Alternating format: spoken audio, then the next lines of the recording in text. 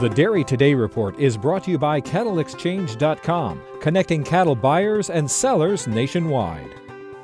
In our Dairy Today Report, New Zealand has been in a drought of late, and that's pushed world dairy markets higher. Al Pell and Mike North of First Capital Ag join us to discuss that country's impact and what it means for producers here at home.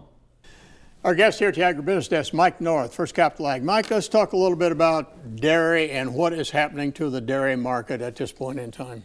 Well, essentially what really spurred all of the activity in the milk market over the last couple of months was the drought that was experienced in New Zealand, and effectively the production shortfall that came out of that drove world buyers into our marketplace and sent milk futures rocketing higher and breaching averages of $19.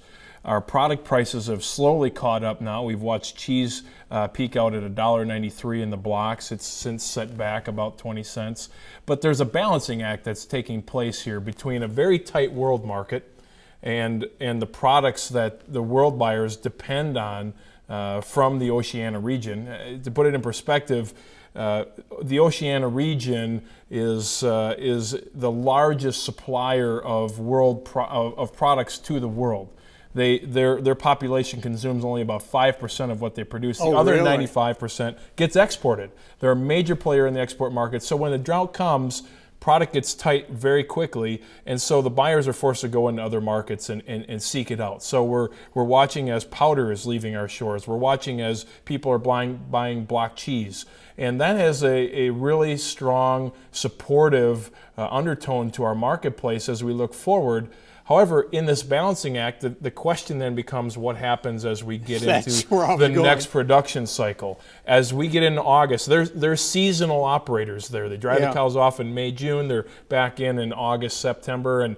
And ultimately, as we come into that next cycle, the question will be, what kind of condition are their cows in? Are they prepared to go back into production as they were last year, or is this drought going to linger on?